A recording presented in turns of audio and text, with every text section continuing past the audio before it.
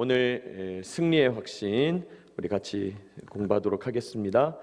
우리 들어오실 때 받으신 유인물을 참고하셔서 우리 같이 오늘 말씀을 보십시다.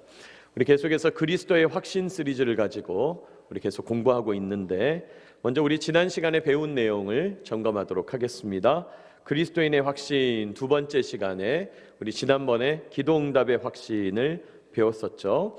거기 암송 구절 보시면 고린도전서 16장 24절 말씀이 나오는데, 우리 고린도전서 16장 24절부터 시작해서 24절 아멘까지 한번 같이 읽도록 하겠습니다. 시작. 고린도전서 16장 24절 말씀. 지금까지는 너희가 내 이름으로 아무것도 구하지 아니하였으나 구하라 그리하면 받으리니 너희 기쁨이 충만하리라. 고린도전서 16장 24절 말씀. 아멘. 자, 다시 한번 시작. 고린도전서 16장 24절 말씀. 지금까지는 너희가 내 이름으로 아무것도 구하지 아니하였으나 구하라 그리하면 받으리니 너희 기쁨이 충만하리라. 고린도전서 16장 24절 말씀. 아멘. 우리 지난 시간에 이 말씀 가지고 기도응답의 확신이라는 제목으로 함께 말씀 나누었어요. 자, 먼저 기도에 대해서 예수님이 가르쳐 주셨는데, 예수님은 구하라, 찾으라, 두드리라고 말씀해 주셨다는 거예요. 왜 구할 때까지 기다리시냐? 왜 우리가 찾을 때까지 기다리시냐? 왜 우리가 두드릴 때까지 기다리시냐? 왜 그렇게 고약하시냐? 그게 아니라고 그랬죠? 하나님 앞에서 우리가 구하여야 주시는 것은, 그래야 주님 주신 줄 알게 된다는 거예요. 우리의 연약함 때문이다 그랬어요. 우리의 연약함 때문에 하나님께 구해야 된다는 거예요. 근데 우리는 얼마나 연약하냐면 구하지도 않아요. 그래서는 안 된다. 두드리고 찾고 기도해야 한다. 응답하신다는 거예요. 자, 그리고 응답받는 기도는 주님 내 안에, 내가 주님 안에 거하는 연합을 이룰 때 응답받는 기도가 된다. 연합에 대한 얘기 나눴죠. 주님 내 안에, 내가 주님 안에 거하는 연합을 이룬 상태에서 우리가 기도응답을 받게 된다. 그러니까 여러분, 내 열심이 모자라서 응답이 안 되나 보다 이렇게 생각하시면 안 돼요. 우리 기독교는 그런 종교가 아니에요. 치성하는 종교가 아니에요. 여러분, 옛날에 정한수 떠놓고 어머니들이 밤새도록 손을 이렇게 비벼가면서 알지도 못하는 신에게, 천지신명에게 빌었잖아요. 정성은 밖에 드릴 수가 없으니까 정성을 드리는 거죠. 그래서 어떤 분은 100일 기도를 드리고 어떤 분은 1000일 기도를 드리고, 근데 하나님이 그걸로 승부하는 분이 아니라 이 말이에요. 여러분, 하나님께서 1000개를 갖고 오든 10,000개를 갖고 오든 그게 하나님 앞에서 뭐가 중요해지겠어요? 우리나 그게 대단하지. 그게 중요한 게 아니라 더 중요한 건 연합을 이루는 거예요. 우리가 힘써야 될 방향은 연합을 이루는 거예요. 연합을 이루면 주님 소원 나의 소원 되고요, 주님 뜻 나의 뜻 되는 거예요. 나의 뜻이 또 주님 뜻 되는 거예요. 거기 뒤에 나오죠. 하나님 뜻대로 구하는 기도가 되는 거예요. 연합을 이루어야 된다. 제가 솔로몬의 예를 들어서 말씀드렸어요. 자, 또 우리 기도에 대하여 하나님 말씀하실 때 부르짖을 때 응답하겠다 말씀하셨고, 하나님은 응답하시는 분이다. 응답에 세 가지 종류가 있다 그랬죠. 기억나세요? 예스도 응답이고, 노도 응답이고, 기다려라, 웨이트도 응답이다 그랬어요. 또 우리가 구하는 것보다 더 넘치도록 주신다고 약속해요. 하나님은 우리 기대 이상으로, 또 우리가 기대한 방향이 아니지만 다른 방향으로, 그러나 그것이 장기적으로 볼 때는 더 좋은 방향으로 우리를 인도하신다는 거예요. 무엇보다 하나님 보실 때 가장 좋은 것, 우리가 볼 때 가장 좋은 것 아니라 하나님 보실 때 가장 좋은 것으로 주신다. 정욕으로 구하거나 죄악의 의도로 구하는 기도 응답하지 않으신다. 동기를 점검해야 된다 그랬죠? 의도를 점검해야 된다 그랬죠? 죄를 위해서 기도하는 것 하나님 응답하지 않으신다고 그랬어요. 또 기도할 때 우리의 자세는, 하나님 우리가 염려하지 말고 그러셨어요. 염려하면서 기도하는 건 불신앙이다. 염려하지 말아야 된다. 두 번째, 감사함으로 간구해야 한다. 여러분, 기도의 문을 열어가는 가장 중요한 말은 감사하는 거예요. 때로 우리가 기도할 때, 기도하려고 하면 오늘 뭐 기도해야 되지? 때론 또 내 마음에 여러 상심이 있고, 또 어려움이 있고, 고통이 있고, 또 내가 하나님 앞에서 어떤 죄를 지었을 때도 있고, 또 내가 여러 가지 지쳐 있을 때도 있어서 기도가 안 나올 때가 있죠. 그러나 그 기도가 안 나올 때조차에도 감사함으로 기도해야 된다는 거예요. 감사하면 기도가 열려요. 여러분 감사함으로 기도하시기를 축복합니다. 자, 그렇게 기도할 때 하나님께서 평강으로 우리 마음과 생각을 지켜주신다 그랬어요. 하나님이 평강으로 우리의 마음과 생각을 지켜주신다. 하나님의 약속이에요.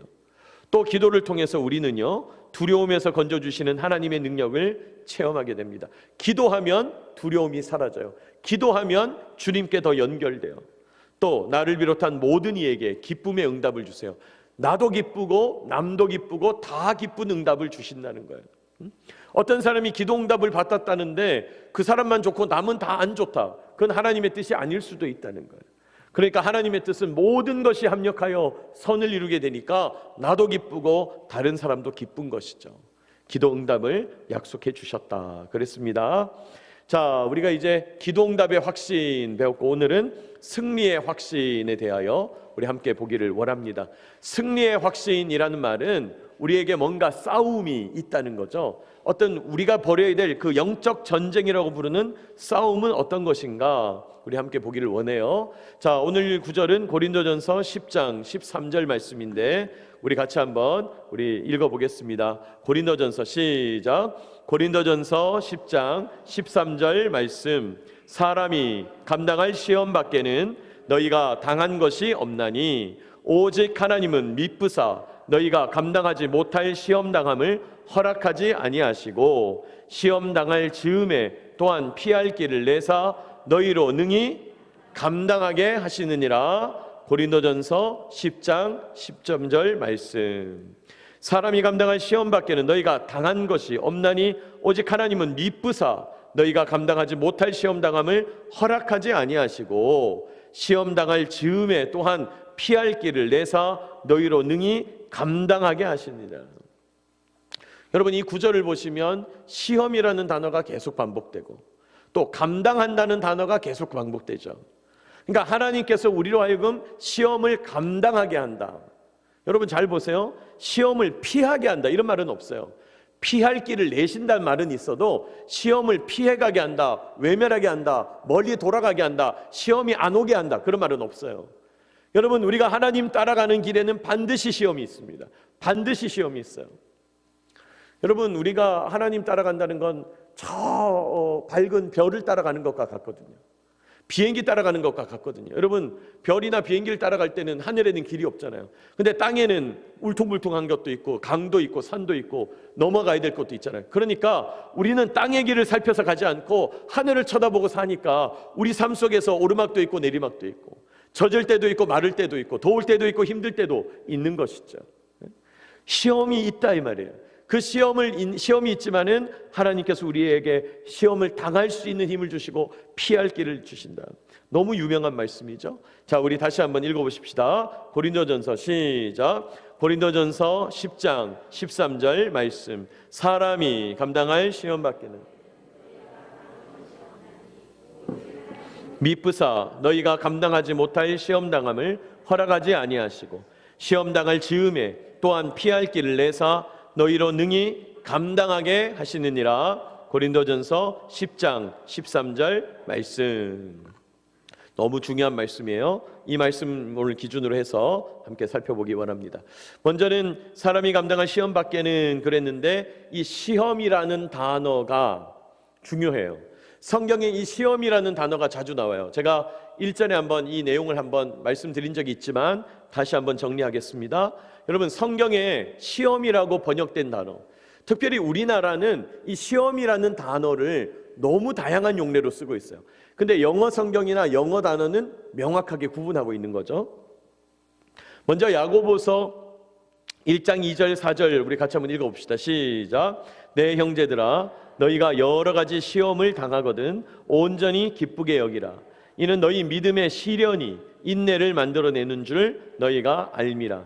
인내를 온전히 이루라. 이는 너희로 온전하고 구비하여 조금도 부족함이 없게 하려 함이라. 아멘. 자, 여기 야고보서 1장 2절에서 말씀하는 이 시험, 여러 가지 시험 당함을 할 때 이 시험은 뭘 의미하는 거냐? 3절에 나오죠. 너희 믿음의 시련을 의미해요. 시련. 여러분, 이 시련이란 말을 영어 성경에는 trial이라고 돼 있어요. 고난, 고통을 의미하는 거죠. 시련. 우리가 이 세상을 살다 보면, 우리가 이 세상에서 신앙생활 하다 보면 시련이 있다. 근데 우리나라 성경에는 이 시련을 시험이라고 사용하고 있다. 시험이라는 단어를 사용한다. 우리가 분별해야 되죠. 자, 이런 단어를 쓰임새도 있고, 또 마가복음 10장에는 이렇게 말하고 있어요. 바리새인들이 예수께 나와 그를 시험하여 묻되 사람이 아내를 버리는 것이 옳으니까. 여기 예수님을 시험했다라는 말은 예수님을 테스트했다, 평가, 테스트했다. 자, 그러니까 어떤 단어에는 시련을 주신다는 의미로 시험이라는 단어를 쓰고, 어떤 성경에서는, 또 어떤 구절에서는 평가한다는 의미, 시험 본다는 의미로, 선생님이 학생 시험 보듯이 시험을 본다는 의미로 또 사용하기도 한다는 거예요. 야고보서 1장 13절에는 말씀합니다. 사람이 시험을 받을 때에 내가 하나님께 시험을 받는다 하지 말지니 하나님은 악에게 시험 받지도 아니하시고 친히 아무도 시험하지 아니하시느니라. 여기 보면 또 시험하지 않는다고 그래요. 하나님이 시험하지 않으신다 이렇게 말해요. 여러분, 하나님이 시험하지 않는다 할 때 이 시험은 temptation, 유혹을 의미하죠. 유혹. 자, 그러니까 여러분, 오늘 우리가 읽었던 이 고린도전서 10장 13절에 보면 하나님은 미쁘사 너희가 감당하지 못할 시험당함을 허락하지 않으신다. 그럼 뒤집어 얘기하면 뭡니까? 우리가 감당할 수 있는 시험은 주신다고 그러잖아요. 그래서 이단들이 막 이런 구절 가지고 이제 오는 거죠. 여기 봐라, 여기 하나님은 시험하지 않으신, 시험 당하는 걸 허락하신다 그랬잖냐. 근데 여기 야고보서 1장 13절 봐라, 하나님은 아무도 시험하지 않는다 그랬잖냐. 성경이 이거 봐라, 안 맞다 이거. 무식이 그냥 하늘을 찌르는 거죠. 그 뜻이 아니다. 그래서 여러분, 우리가 여러 번역본들을 보는 게 중요해요. 성경을 읽을 때 새번역 성경도 참고하고 영어 성경도 참고하고 하는 게 매우 중요합니다. 매우 중요해요. 자, 그래서 여기 시험이라는 단어, 고난이라는 단어로 쓰일 때도 있고, 평가라는 의미로 쓰일 때도 있고, 유혹이라는 단어로 쓰일 때도 있다. 여러분, 유혹이라는 단어로 쓰일 때는 의미가 뭡니까? 넘어뜨리는 거예요. 유혹이라는 말은 넘어뜨리는 거예요. 어디로 넘어뜨릴까요? 선한 걸로 넘어뜨리는 걸까요? 악한 곳으로 넘어뜨리는 걸까요? 악한 데로 넘어뜨리는 거죠. 죄악 가운데 넘어뜨리는 거죠. 죄악 가운데 넘어뜨린다. 그래서 뒤에 나오겠습니다마는 예수님이 기도하신 그 주기도문 가운데 우리를 시험에 빠지지 않게 하시며 유혹에 빠지지 않게 해주십시오. 근데 유혹에 넘어갔다면 죄에서 구하옵소서. 넘어간 상태가 죄악된 상태인 거예요. 유혹. 그래서 우리가 성경에 나오는 이 시험이라는 단어를 좀 분별할 수 있어야 된다. 자, 그런데 오늘 우리가 말하는 이 시험에서의 핵심은 유혹을 의미하는 거죠. 유혹. 우리에게 유혹당하는 일들이 있다. 우리를 유혹하는 일들이 있다는 것입니다. 자, 그렇다면 우리가 왜 유혹을 받게 되는가? 야고보서 1장 14절 우리 다음 페이지 한번 볼까요? 오직 시작. 오직 각 사람이 시험을 받는 것은 자기 욕심에 끌려 미혹됨이니 그랬어요. 여기 시험을 받는다 할 때 시험은 유혹이거든요. 각 사람이 유혹을 받는 이유는 왜 그러냐? 어디에 끌린대요? 자기 욕심에 끌려 미혹된대요. 자기 욕심에 끌린다. 이거 뭡니까? 욕망의 결과라는 거예요. 욕망의 결과다. 여러분, 욕망은 필요하지도 않고 또 있을 필요도 필요하지도 않고 있어서 좋은 것도 아닌데 내가 그냥 탐하는 거예요. 탐심. 이게 욕망이죠. 여러분, 욕망과 욕구를 구분할 수 있어야죠. 욕구를 넘어서는 것, 필요한 만큼 채워지는 것은 욕구인데요. 여러분, 우리가 건강을 유지하기 위해서 먹을 욕구, 식욕이 있어야죠. 또 우리가 건강을 유지하기 위해서 잠자는 욕구, 수면욕이 있어야 돼요. 욕구는 꼭 필요한 거예요. 건강을 위해서. 근데 욕망은 어떻습니까? 욕구를 넘어서 욕망으로 가버리면 그때부터는 망가지기 시작하는 거예요. 망가지기 시작하는 거예요. 여러분, 욕구와 욕망을 구분할 수 있어야죠. 내가 어떤 일을 할 때 이건 욕망인가? 이건 욕구인가? 따져봐야 된다는 거예요. 자, 우리가 유혹을 받는 이유는 욕망 때문이다. 자, 그러면 우리는 이 세상에서 어떤 유혹을 받게 되는가? 이 세상에서 받는 유혹의 영역, 요한일서 2장 16절 같이 읽어봅시다. 시작. 이는 세상에 있는 모든 것이 육신의 정욕과 안목의 정욕과 다 아버지께로부터 온 것이 아니요 세상으로부터 온 것이다. 자, 세상에 있는 문화, 세상에 있는 이 것들의 본질이 뭐냐? 육신의 정욕, 안목의 정욕, 이생의 자랑. 세 단어로 딱 정리했어요. 여러분, 육신의 정욕이 뭡니까?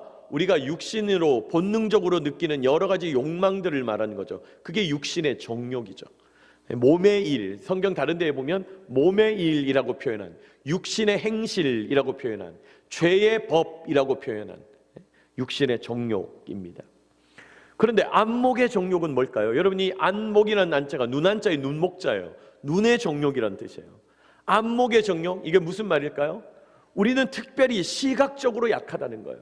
뭐가 약해요? 시각적으로 약해요. 여러분, 제가 일전에 그 말씀 드렸는데 시각은요 청각보다 더 제한적이에요. 사람을 속일 때 시각으로 속일 수 있어요. 여러분, 제가 예를 그렇게 들었잖아요. 시각이 얼마나 약하냐면, 여러분 우리가 수영장 같은 데 가면 탈의실 같은 거 할 때 커튼 한 장 딱 치면 이쪽에서 옷을 갈아입고 있어도 저쪽에서는 시각적으로 볼 수 있어요, 없어요? 없어요. 시각이란 건 그 정도밖에 안 된다는 거예요. 사람들은 내가 봤어, 내가 봤기 때문에 이게 맞아 라고 얘기하지만, 여러분 우리가 보는 걸 믿는 게 얼마나 어리석으냐. 보는 대로 믿으면 실패한다, 어리석어진다. 그래서 여러분, 누가 그렇게 말씀하셨죠. 하나님께서 우리에게 계시하실 때 시각적으로 환상으로 말씀하시는 게 더 흔합니까? 기록되어서 청각적으로 말씀하는 게 더 흔합니까?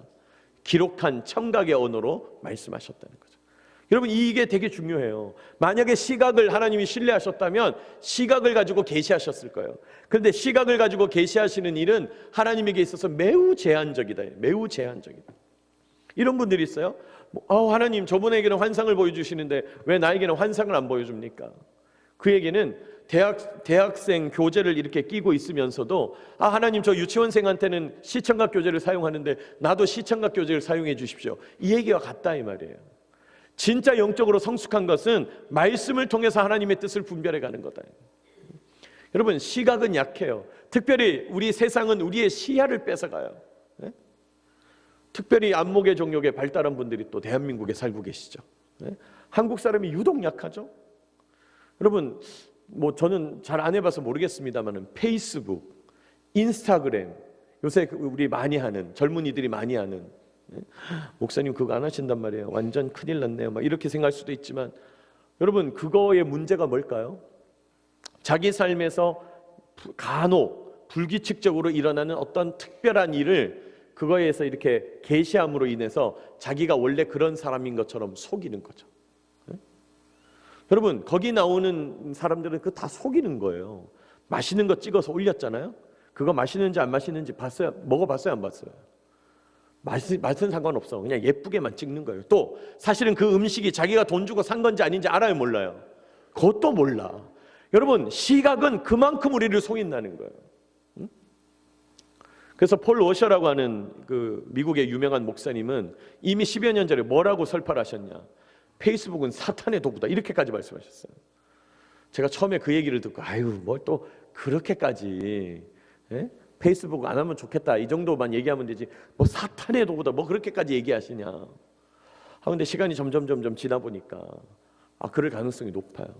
여러분, 페이스북 하시는 분들 모르겠습니다만 한번 그거 들여다보고 있으면 시간 가는 줄을 몰라요. 그냥 쑥 빠져 있어요. 계속 연결되는 거죠. 그리고 계속 남의 것 탐색하는 거죠. 뭐 뿐입니까? 요새 다양한 카카오톡, 인스타그램, 그 외에 여러 SNS들이 발달해 있잖아요. 혹시 여러분 남의 거 보고 있지 않습니까? 남의 거 보면서 지금 나 자신을 한탄하고 있지 않습니까? 그 사단이 하는 짓이죠. 사단이 우리에게 안목의 정욕으로 넘어뜨리는 일이죠. 여러분, 그렇게 하지 마시기 바랍니다. 멋진 차가 쫙 지나가면 쟤는 저렇게 젊은데 멋진 차를 타네, 나는 왜 이렇게 이런 차밖에 못 타나, 이런 생각이 들 수도 있죠. 그러나 그 전부 안목의 정욕이라는 거예요. 그분이 그 차를 진짜 실소유를 했는지, 빚을 내고 있는지, 지금 빚을 내서 어떤 위기 상황이 있는지 알 수 없는 거죠. 그 속에 들어가 있는 실상은 전혀 보지 못한 채 그냥 겉으로만 보여지는 거에 마음이 빼앗기는, 그게 세상의 본질이라는 거예요. 안목의 정욕이라는 거예요. 여러분, 육신의 정욕도 우리가 물리쳐야 되고 시험거리고 유혹이지만 안목의 정욕도 물리쳐야 합니다.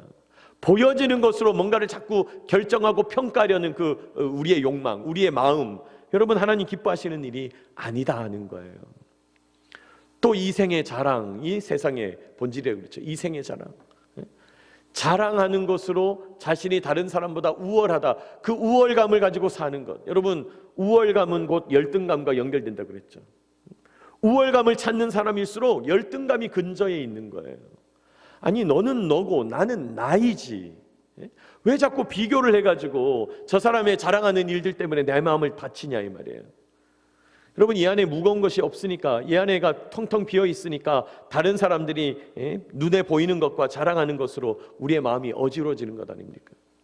여러분 내가 지금 누가 자랑하는 것 때문에 마음이 어지럽지 않냐?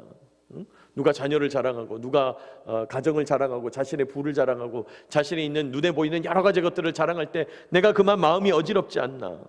여러분 성경은 말합니다. 세상이 주는 것이다. 그건 하나님께 속한 게 아니다. 세상이 우리를 넘어뜨릴 때 사용하는 것이다. 분명하게 말씀합니다. 여러분 육신의 정욕과 안목의 정욕, 이생의 자랑에서 승리하게 되시기를 축복합니다. 우리가 승리해야 될 건 이거다 이 말이에요.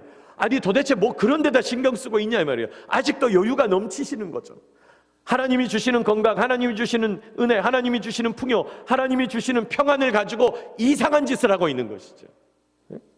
여러분 그러면 하나님이 우리를 보시면 한심해 하시니까 그냥 평안과 건강과 믿음을 가져가시면 그때서야 내가 어리석은 것을 쫓았구나 그러시겠습니까? 하나님께서 가져가시기 전에 여러분에게 주어진 건강과 믿음과 평안을 거룩한 것에 사용하세요. 제발 부탁입니다.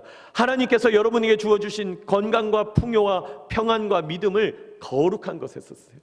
헛된 것에 자꾸 쓰지 말고. 중요합니다.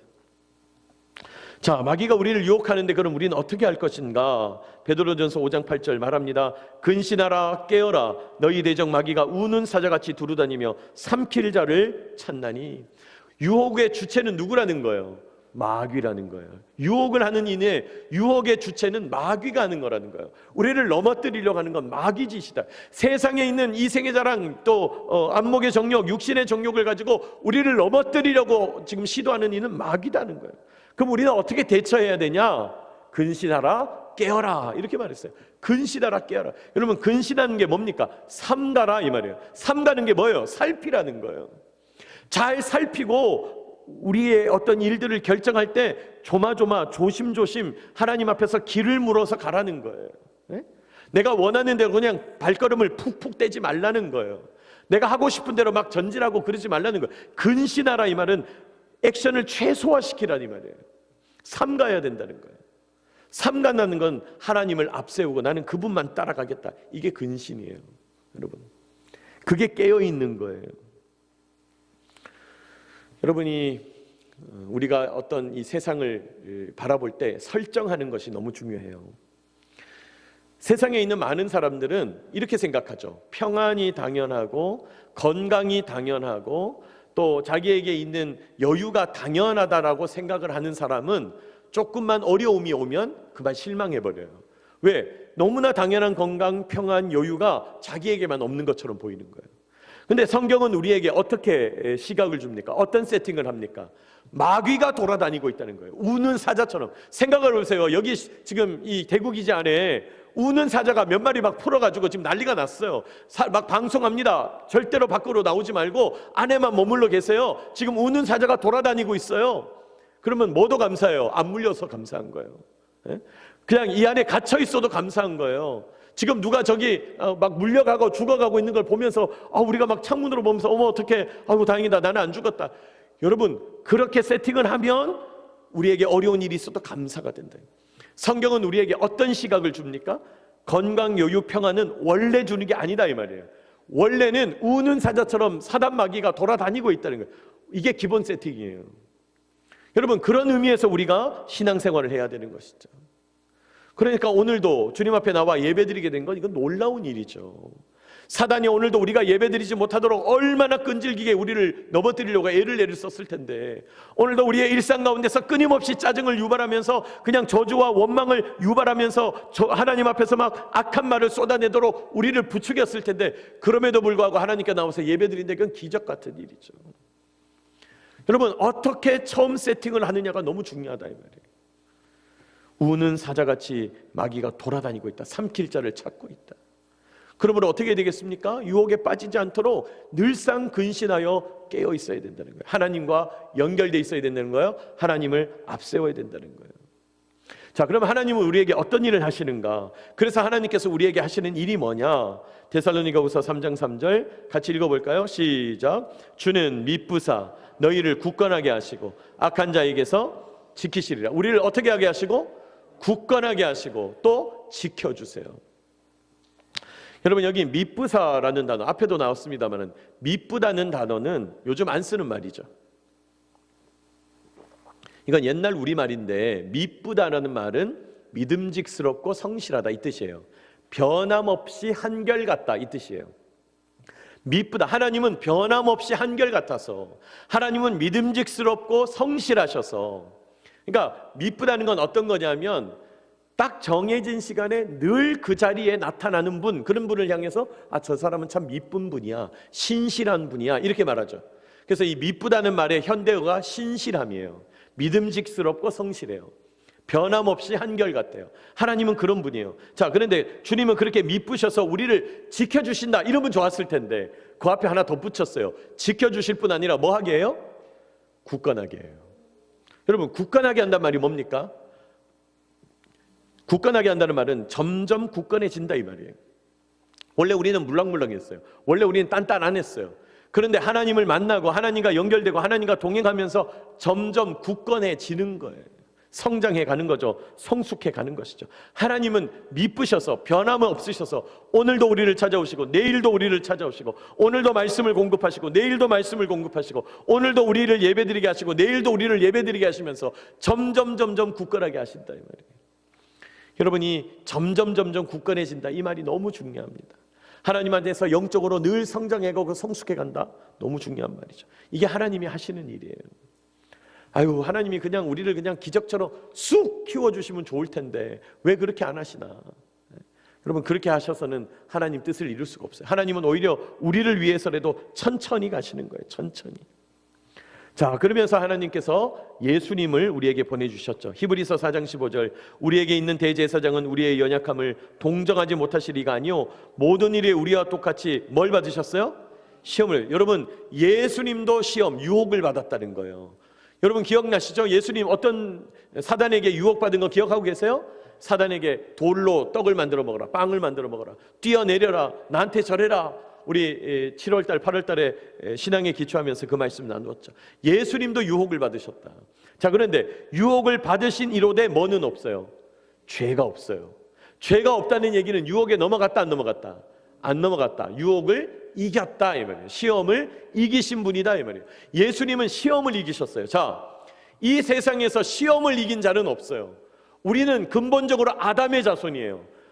목사님, 우리가 왜 아담의 자손입니까? 놀랍게도 이런 것이죠. 생물학적으로 보면요, 아담이 죄 지을 때, 아담이 유혹에 넘어갈 때 아담 몸속에 있는 형질 가운데 0.0000000000001% 중에 우리가 있었을까 없었을까요? 있었다 이 말이에요. 기가 막히게도 유전은 그런 거거든요. 그러니까 우리도 죄성이 있는 거예요. 우리는 이미 아담과 함께 유혹에 넘어갔던 사람들이에요. 그런데 유일하게 유혹에 넘어가지 않으시는 하나님이신 그분을 보내주셨어요. 그러니까 이제는 우리는 첫째 아담을 따르는 것이 아니라 둘째 아담 되시는 그리스도를 따르는 거예요. 왜요? 그분이 시험을 이겼으니까. 예수님이 유혹을 이기시는 방법대로 우리도 유혹을 이겨야 된다는 거예요. 예수님이 우리의 표상, 예수님이 우리의 모델, 예수님이 우리의 선두주자, 예수님을 앞세우면 우리도 시험을 이길 수 있어요. 예수님이 시험을 이긴 방법, 우리 1절에 말씀했죠. 사람은 무엇으로 살 것이냐? 사람이 무엇으로 사냐? 말씀으로 산다. 그래야 시험을 이긴다. 누가 결정하는가? 내가 결정하는 게 아니라 하나님, 예수님이 결정하신다. 진리가 결정해야 된다. 그래야 우리가 시험을 이긴다. 누구의 것인가? 이 모든 것이 하나님께 속해 있다는 사실을 인정할 때에야 우리가 제대로 된 삶을 살 수 있다. 시험을 이길 수 있다. 유혹을 이길 수 있다. 그랬잖아요. 우리 예수님은 유혹을 이기신 분이다. 시험을 이기신 분이다. 자, 그렇다면 유혹을 이기기 위해서, 유혹에 빠지지 않기 위해서 어떻게 해야 되는가? 여러 가지 제안을 해주시는데, 첫 번째 마태복음 6장 9절로 13절 그러므로 너희는 이렇게 기도하라. 하늘에 계신 우리 아버지여, 이름이 거룩하게 여김을 받으시오며. 그 유명한 뭡니까? 주기도문. 우리를 시험에 들게 하지 마시옵고, 우리 주기도문 할 때 예수님이 가르쳐 주신 기도에 시험에 빠지지 않게 해달라고 기도하고 있잖아요. 자, 유혹에 빠지지 않도록 뭐 해야 돼요? 기도해야 합니다. 기도. 여러분, 유혹에 빠지지 않는 가장 중요한 일은 기도하는 일이에요. 아니, 기도하지 않고 영적으로 레이더를 돌리지 않고 하나님과 연결되지 않고 어떻게 유혹을 이기냐고요. 우리는 원래 아담의 후손으로 유혹에 빠진 자들이었는데 우리의 힘으로는 유혹을 이길 재간이 없다는 거예요. 우리의 힘으로는 유혹을 이길 능력이 없다는 것입니다. 기도해야 돼요. 우리 지난 시간에 기도응답의 확신도 했습니다마는 여러분, 기도해야 합니다. 여러분, 요즘 기도하고 계세요? 기도하고 있습니까? 여러분, 얼마나 기도하고 있습니까? 여러분, 기도해야 돼요. 여러분, 최소한 30분, 1시간 기도해야 합니다. 기도하지 않고 거룩해질 방법은 없어요. 기도하지 않고 유혹을 이길 방법은 없어요. 기도하지 않고 어두움을 이겨갈 방법은 없다고요. 기도하지 않는 것을 보면 아까도 살짝 말씀드렸지만 아직 살만한 거예요. 기도하지 않는다는 것은 아직 살만한 거예요. 여러분, 얼마나 더 하나님이 시련을 주셔야 기도하시겠어요? 시련을 주어서 기도하는 것은 너무 초보 단계잖아요. 나에게 어려움이 와야 앵앵거리고 울면서 엄마에게 떼쓰는 건 너무 유치원 수준이잖아요. 그러지 말자는 거예요. 그러지 않아도 기도해야 된다는 거예요. 여러분, 유혹에 빠지지 않도록 기도하게 되시기를 축복합니다. 두 번째로 시편 말씀해요. 청년이 무엇으로 그의 행실을 깨끗하게 하리까? 주의 말씀만 지킬 따름이리다. 내가 주께 범죄하지 아니하려 하며 주의 말씀을 내 마음에 두었나이다. 여러분, 말씀이 우리의 중심을 꽉 잡게 되면 범죄하지 않습니다. 기가 막히게도. 말씀이 우리 중심에 딱 머물게 되면 우리가 좌로나 우로나 치우치지 않고 범죄하지 않게 된다는 거예요. 뒤집어 얘기하면 왜 내 삶에서 자꾸 실수하고 범죄하는 일이 일어나냐? 말씀에 거하지 않기 때문이에요. 여러분, 말씀이 여러분의 삶을 붙잡고 말씀이 여러분의 삶을 안보하게 해야 합니다. 말씀의 울타리를 삶에 쳐야 돼요. 그래서 우리가 여러분, 세상의 것으로 눈이 오염되고 또 세상의 언어로 귀가 오염되기 전에 아침 시간에 가능하면 처음 보는 것이 핸드폰, 카톡 이런 거 보지 말고 아침 시간에 처음 보는 것이 말씀이 돼야죠. 말씀. 우리 눈이 오염되기 전에, 우리 귀가 세상 언어로 오염되기 전에 여러분, 말씀을 보게 되시길 축복합니다. 왜요? 그 말씀이 나를 딱 얽어매는 거예요. 말씀이 나를 지켜주는 거예요. 첫 번째 세팅이 중요하다고 그랬잖아요. 그 첫 번째 세팅을 어떻게 하느냐에 따라서 그 다음에 꼬리에 물고 일상이 연결되는 거예요. 여러분, 우리의 하루의 삶은요, 기가 막히게 고리와 고리가 연결된, 꼬리에 꼬리를 무는 형태로 되어 있어요. 내가 지금 뭘 선택하느냐에 따라서 이후의 시간이 완전히 달라져 버린다는 거죠. 그러니까 하나님 말씀을 처음부터 지켜야 돼요. 하나님 말씀에 묶여 있어야 돼요. 하나님의 말씀을 지켜야 유혹에 빠지지 않습니다. 또 요한일서 5장 4절 말합니다. 무릇 하나님께로부터 난 자마다 세상을 이기느니라. 자, 줄친 부분 읽어볼까요? 시작. 세상을 이기는 승리는 이것이니 우리의 뭐다? 믿음이니라. 세상을 이기는 승리는 뭘로 가능하냐? 믿음으로 가능하다. 예수께서 하나님의 아들이심을 믿는 자가 아니면 세상을 이기는 자가 누구냐? 참 신기하죠. 예수님이 하나님이십니다라는 신앙 고백이 도대체 뭐길래? 아니, 그냥 그 예수님이 이 세상 천지 만물을 만드시고 우주 만물 세계 역사의 주관자가 되시는 심판주가 되십니다라고 하는 우리의 신앙 고백이 과연 뭐길래 그 믿음이 이 세상을 이기냐는 거죠. 근데 여러분, 우리의 삶은 전부 믿음으로 구성되어 있다 그랬잖아요. 기억나세요? 제가 한번 말씀드렸는데, 여러분은 지금 제가 목사인 것을 믿고 계시잖아요. 안 믿는 분도 있는 건지 모르겠는데 믿고 계시죠? 근데 졸업증명서 본 분은 아무도 없잖아요. 제가 대한예수교 장로회 통합교단의 목사고 군종목사로 파송됐다고 하는 무슨 증명서를 들고 왔기 때문에 제가 7월 며칠부터 지금 여기서 설교하는 게 아니잖아요. 아니, 어쩌려고 그러세요? 내일이라도 막 알고 보니까 아니었어. 어머, 어떡해. 야, 기가 막힌 거죠. 아니, 근데 우린 믿고 있는 거죠. 여러분, 이 세상의 삶은 전부 믿음으로 구성되어 있어요. 우리가 일일이 파헤쳐서 조사해서 되는 게 아니다 이 말이에요. 응? 여러분, 그렇다면 이 세상을 구성하는 게 믿음이라면 가장 근본적인 믿음, 가장 중요한 믿음, 모든 것들이 다 없어지고 형해화되고 모든 것이 다 의미 없어진다 할지라도 유일하게 끝까지 남는 믿음은 뭐냐?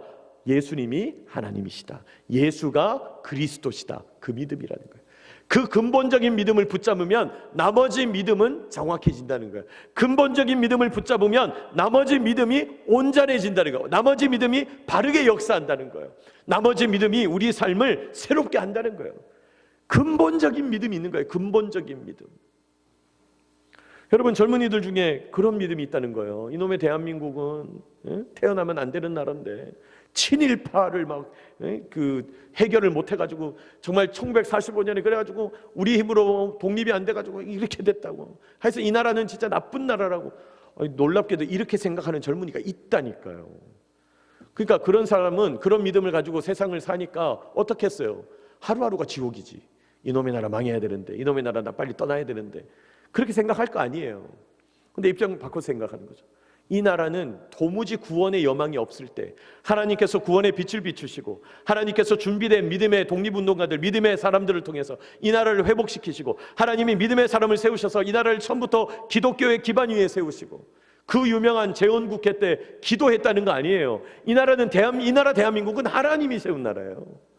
여러분, 6.25 전쟁 우리가 맨날 얘기하지만 그게 어떻게 비길 전쟁입니까? 백반양구에서 비기는 전쟁입니까? 그게 어떻게 휴전이 가능한 전쟁입니까? 끝났어도 진짜 끝났어야지. 김일성이 도대체 왜 서울에서 3일이나 머물렀어요? 지금도 수수께끼라고 그러잖아요. 그때 머무르지 않고 바로 내려왔으면 낙동강 전선 자체가 불가능했다는 거예요. 여러분, 이 나라는 하나님이 지켜낸 나라인 거예요. 그리고 하나님께서 지난 70년 동안 이 나라를 세워가는 걸 보세요. 완전 폐허더미에서 선진국을 만드시잖아요. 이게 어떻게 인간의 노력으로 가능하냐고. 인간의 노력으로 가능하려면 다른 나라도 돼야지. 근데 이 나라밖에 안 되는 거예요.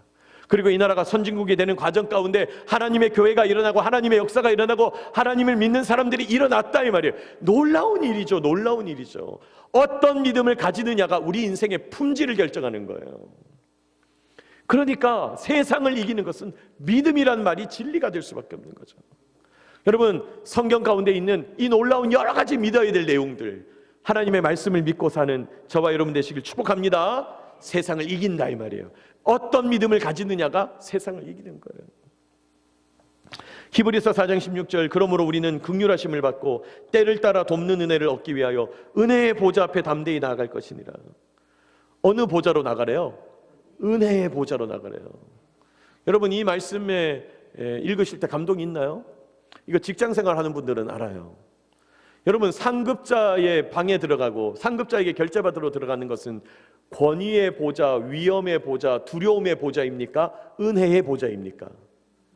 두려움의 보좌죠. 안 해보신 분들 말도 하지 마세요. 진짜 두려움의 보좌죠.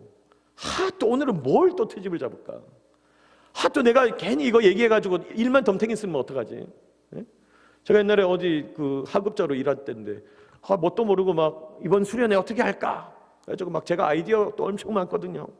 아이디어 막 엄청 쏟아낸 거예요. 이거 하면 좋겠습니다. 이거 해보면 좋겠습니다. 글쎄 그분이 막 좋다고 막 박수 치고 훌륭하다고. 역시 장 목사 훌륭해. 나중에 보니까 일 전부 내가 하고 있더라고. 그래서 내가 그다음부터 아이디어를 안 내요. 아이디어 절대 안 내요. 장 목사 아이디어 없습니다. 아이디어 없습니다 저. 왜 나중에 다 내가 하고 있더라고요. 아이디어 낼 필요가 없지. 이게 무슨 말인지 아실 거야. 웃는 분들은 이게 무슨 말인지 알아요. 여러분, 이 세상의 상급자에게 나아가는 보좌는 전부 위엄의 보좌, 권위의 보좌, 두려움의 보좌예요. 상급자에게 가는데 은혜의 보좌는 한 개도 없어요. 한 개도 없어요. 제가 그래도 우리 손흥곤 목사님 새로 오셔서 우리 목양실 문을 이렇게 두드리시면 꼭 내가 오셨냐고, 잘 오셨다고 내가 막 그리고 문을 두드려서 고맙다고 이러려고 하는데 잘 안 되지만 하여튼 은혜의 보좌가 그런 거잖아요. 들어갈 때마다 이 방 들어가기 싫어. 들어갈 때마다 이 방 들어가면 짜증내고 화내고 싫어하고 막 소리 지르고. 여러분, 세상의 보좌는 전부 그렇다고요. 옛날에는 심지어 제국의 왕의 보좌에 나갈 때는 목숨 걸고 나가야 돼요. 목숨 걸고. 왜요? 말 잘못하면 어떻게 돼요? 댕캉 목이 날아가는 거예요. 그러니까 우리는 이게 무슨 말인지 와닿지가 않는데 성경을 읽는 사람들은 이게 막 확확 와닿는 거예요. 아니, 세상에 은혜의 보좌가 어디 있어? 하나님 보좌는 은혜의 보좌라는 거예요. 하나님께는 가면 은혜가 있다는 거예요. 은혜가 뭔데? 거저 주시는 영적 선물. 이게 은혜잖아요. 거저 주시는 영적 선물이 있다고요. 그러니까 날마다 기도하면서 말씀을 읽으면서 하나님 앞에 믿음을 가지고 신앙 고백을 새롭게 하면서 믿음의 보좌, 은혜의 보좌로 자꾸 나가야 되는 거죠. 하나님께 자꾸 나가야 돼요. 여러분 영어 표현 가운데 is going이란 말이 표현이 있어요. is going. 쉽게 다가서라 이 말이에요. 우리 하나님이 그래야 된다는 거예요. 쉽게 다가서야 된다는 거예요. 여러분 목사님도 마찬가지죠. 쉽게 다가서야 되는 거예요. 저는 뭐 다른 분들은 제가 모르겠지만 적어도 저한테는 이즈고잉 하셨으면 좋겠어요. 제가 뭘 하지 않겠다. 저번에 왜 뜬금없이 나한테 전화해가지고 이런 얘기를 하는 거지. 이러지 않는다 내가. 그러니까 여러분 뭐 사람은 사실 부담 가질 수 있어요. 그러나 하나님 앞에 나갈 때는 은혜의 보좌 앞에 나가는 걸 기억해야 합니다. 그래야 유혹을 이긴다는 거예요. 주님은 절대로 우리를 야단치지 않으신다. 주님이 우리를 향한 정서는 긍휼히 여기십니다. 제가 말씀드렸죠. 또 주님께서 우리를 향한 기대는 뭐냐? 잘 살아라. 이게 하나님의 기대다. 잘 살아라. 우리 주님의 진심을 깨닫게 되시길 축복합니다.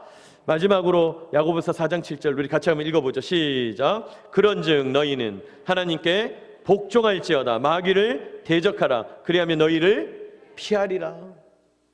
여러분 하나님께 복종함으로 마귀를 대적해야 돼요. 이건 같은 말이에요. 하나님 앞으로 노선을 정하면, 하나님께 순종하겠다고, 하나님께 복종하겠다고 노선을 정하면 자연스럽게 마귀를 대적하게 되어 있어요.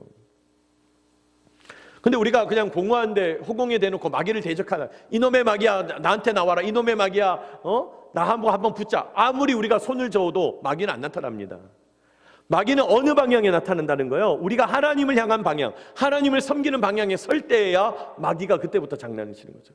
그래야 마귀를 대적할 수가 있는 거예요. 하나님께 복종하는 것이 마귀를 대적하는 방법이에요. 여러분 이 세상을 행복하게 살고 이 세상을 의미 있게 살고 이 세상을 복되게 사는 방법은 다른 게 없어요. 어디 다른 쉬운 방법이 없습니다. 우리 하나님께 순복하고 연결되고 우리 하나님을 섬기고 예배하고 우리 하나님과 동행하는 수밖에 없는 줄 믿으시기 바랍니다. 중요해요. 중요해요. 그래서 예배하는 삶을 살아야 되는 거예요. 그래서 개인적으로 예배하고 묵상하고 성경 읽고 기도하고, 그래서 소그룹으로 모여서 예배하고, 목장 소그룹으로, 성경부 소그룹으로, 그래서 우리가 공동체로 모여서 예배하고 수요 예배, 또 새벽 예배, 금요 기도회, 주일 예배, 오후 예배, 여러분 늘상 예배 드려야 합니다. 예배 드리는 것으로 하나님께 복종하기로 노선을 정하면 사단 마귀가 틈탈 수가 없어요. 대적해서 이길 수밖에 없어요. 하나님께서 우리를 굳건하게 하시기 때문이에요. 여러분 오늘 우리 그리스도인의 확신, 특별히 승리의 확신 우리 공부했는데 오늘 이 공부한 내용들 기억하면서 우리 기도해야 되겠습니다. 기도하십시다.